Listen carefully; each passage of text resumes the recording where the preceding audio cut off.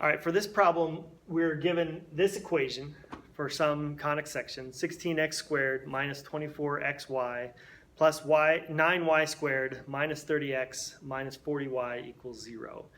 And we're asked to find an angle that we can rotate the graph of this by, so that when we rewrote this in terms of the new axes, x prime and y prime, we could get rid of this xy term here and in general simplify this problem. All right, so this is a complicated problem. This involves a lot of different steps, but the first thing we need to do is figure out what that angle is going to be that we're going to need to rotate our axes by in order to simplify this problem. So to find that angle, we're going to use this equation right up here. Cotangent of 2 theta is equal to a minus c over b, where that a, b, and c, those are these coefficients. This is a, b, c, d, e, and f. All right, so for right now, all we care about is a, b, and c. So the cotangent of 2 theta is equal to a, which is 16, minus c, which is 9, over b, which is negative 24. And when we simplify that, 16 minus 9 is 7 over negative 24. So this is negative 7 over 24. All right, negative 7/24 is not a nice, neat fraction that we're going to find on our unit circle. So we need to figure out some other way of finding that angle. Let's draw a triangle here, and let's make this angle 2 theta. Theta is the angle, by the way, that we're trying to find. That's the angle of rotation that's going to make this problem simpler. So 2 theta down here, if this is 2 theta and the cotangent is negative 7 over 24, cotangent is adjacent over opposite. So let's make this negative 7 and this 24. Notice that we could have made this 7 and this negative 24, and that would change our answer here. We'll know if this is the right answer or not, if this does indeed get rid of that xy term. For now, we're sticking with negative 7 and 24 over here. So now we need to find what this hypotenuse is. So this squared plus this squared is going to equal the hypotenuse squared.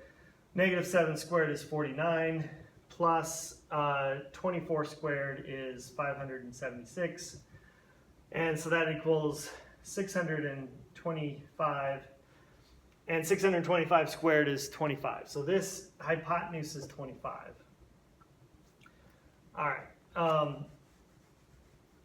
Which means now that the sine of 2 theta is going to be equal to the opposite over the hypotenuse, so 24 over 25, and the cosine of 2 theta is equal to the adjacent negative 7 over the hypotenuse, 25.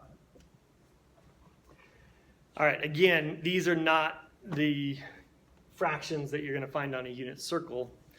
So, and right now we just know the sine of 2 theta. What we need to know in order to convert from x to x prime and y to y prime is we need the cosine of theta and the sine of theta. So let's,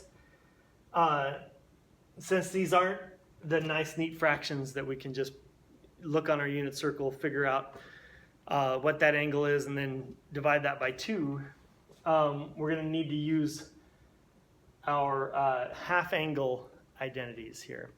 So the sine of theta is equal to 1 minus the cosine, or the square root of 1 minus the cosine of 2 theta all over 2. And the cosine of theta is equal to the square root of 1 plus cosine of 2 theta over 2. So, so notice that for both of these equations, we just need the cosine of 2 theta. So let's leave that, erase everything else, and let's figure out what, actually, no, let's leave that up there for now. Let's figure out what the sine of theta and the cosine of theta are going to be. So sine of theta is going to be equal to the square root of 1 minus negative 7 over 25. It's 1 minus cosine of 2 theta. Cosine of 2 theta is negative 7 over 25. So this is going to be 1 plus 7 over 25 divided by 2. So that's 1 plus 7 over 25. The 1 is 25 over 25. So this would be 32 over 25. So the square root of 32 over 25. And then remember, dividing is the same as multiplying by the reciprocal. So instead of dividing by 2, let's multiply by a half. So that gives us, this would be 16 over 25. The square root of 16 over 25 is 4 over 5.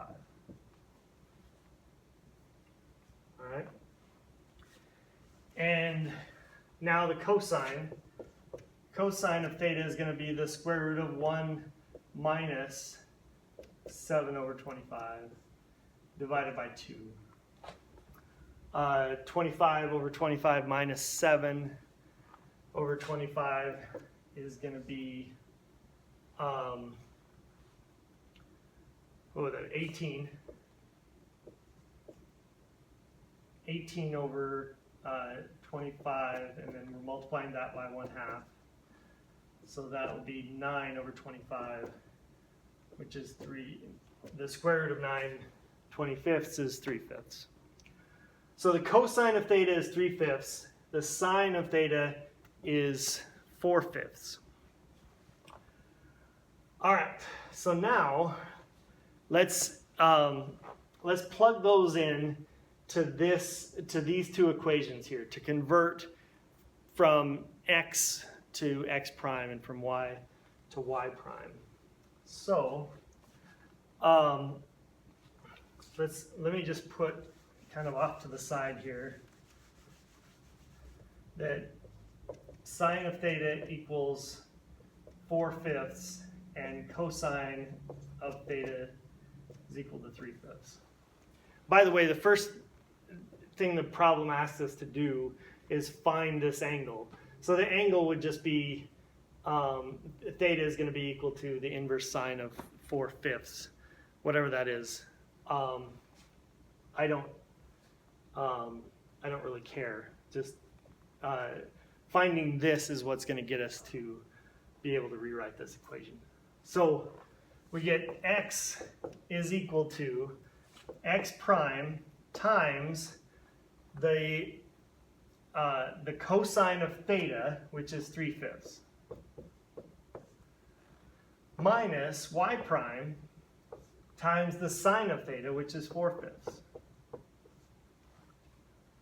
All right, so we just plugged in what we found for cosine and sine into our conversion equation here.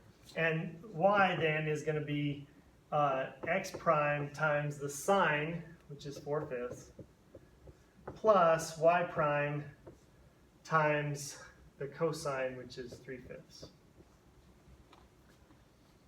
So let's simplify those. So we've got 3/5 times x prime